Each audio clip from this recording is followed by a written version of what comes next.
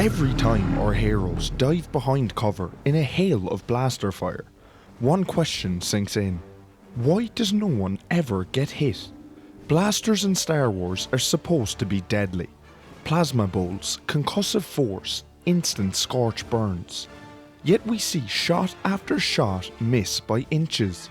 What if I told you it's not just bad aim or bad writing, but a combination of gear flaws, force interference, strategic orders, and filmmaking necessity?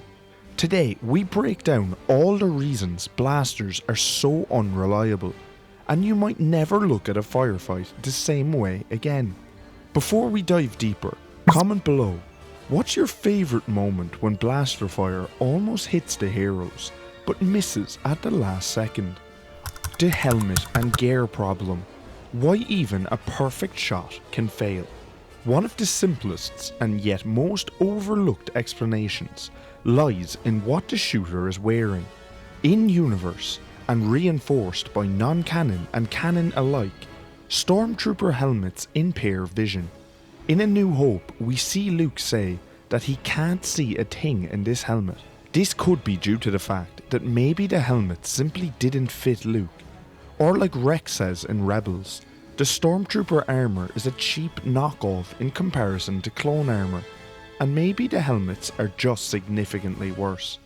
That's a big red flag for blaster efficiency. If your vision is obstructed, depth perception skewed, peripheral awareness limited, every shot becomes a guess.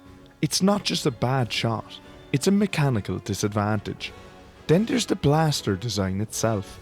According to canon entries on blasters, they fire plasma or energized particle bolts, which can be affected by magnetic seals, deflector shields, and environmental variables.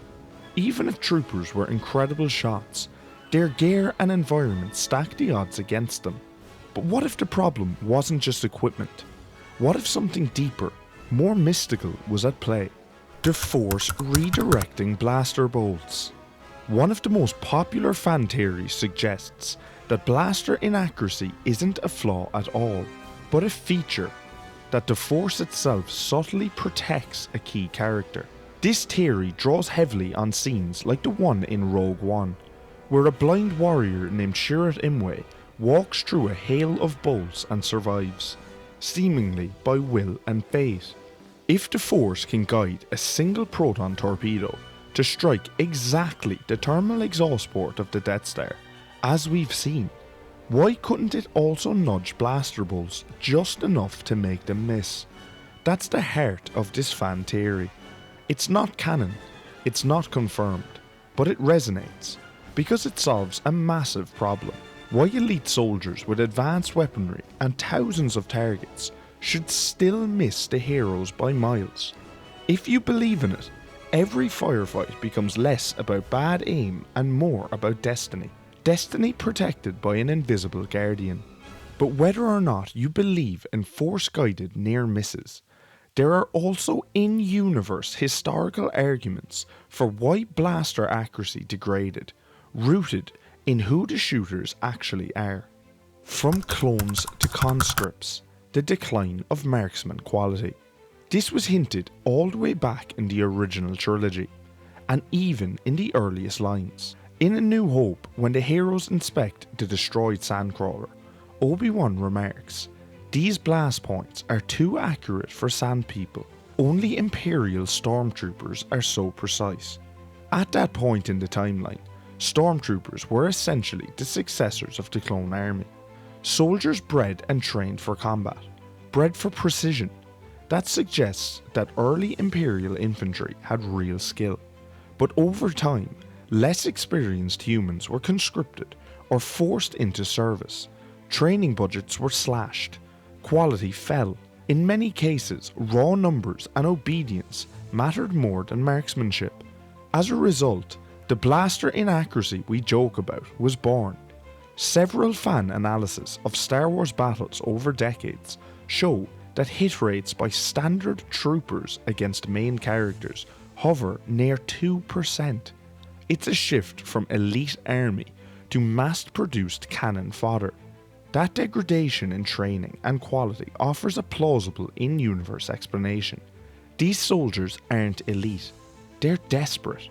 Yet even that doesn't explain why in some scenes, even non-trooper blaster users wildly miss, or why major firefights almost always go the same way. Heroes survive, enemies fall, not the other way around. Narrative necessity. Blaster misses as a storytelling tool. Let's be honest, sometimes the simplest explanation is almost the most powerful. The popular trope of Stormtroopers missing every shot? That's as much a storytelling device as a fan joke. If blaster shots were 90% accurate, none of the heroes would survive the first firefight. The entire saga would collapse after the first 10 minutes. Rebel bases destroyed, no escape from the Death Star, no daring rescues. By allowing near misses, writers preserve tension, letting the heroes survive by a narrow shot, by quick thinking, or by luck. It shifts the story away from brute firepower to cleverness, fate, and character decisions. Even some in-universe explanations sometimes hint at this. Sometimes the Empire may deliberately hold fire, issue non-lethal orders when capture is more valuable than kill, especially when the goal is to track, interrogate, or terrorize. In short, blaster inaccuracy is as much about creating space for drama as anything else. But there's one more piece to this puzzle that few talk about: the inherent unpredictability of blaster physics themselves. Blasters aren't lasers, they're plasma, and they behave unpredictably. According to canonical lore, blasters fire energized particle bolts, plasma, often with concussive force, not straight lasers. That means a lot can go wrong between trigger pull and target impact. Atmospheric interference, dust, humidity, ambient energy can deflect or dissipate bolts. Magnetic shields, personal armour, or even environmental metal energy fields can disrupt bolt trajectory. Overheat, miscalibration, improper aim posture all cause inaccuracy. In other words, blasters are never guaranteed to hit. They're powerful, dangerous, but unpredictable weapons. In a chaotic battle against moving targets under pressure, even a good shot can miss. This contradicts many sci-fi tropes which treat energy weapons as hit-scan lasers. In Star Wars, it's much messier and much more realistic because of that messiness. When you put it all together, helmet limitations, declining trooper quality, mystical force interference, narrative necessity, and unpredictable plasma physics, you get an explanation for why blasters in Star Wars almost always miss the heroes. It's not just one reason, it's all of them. Blaster inaccuracy isn't a bug in the system, it's part of the design. A design that serves the Empire, serves storytelling, and serves the mythic, unpredictable nature of the Star Wars universe. Next time you watch a firefight, watch the helmets, watch the environment, watch the troopers firing wildly. It might not just be bad aim, it might be everything working exactly as the galaxy intended. If you're enjoying these videos, consider becoming a channel member, and let's uncover the galaxy's greatest secrets together. Thanks for watching.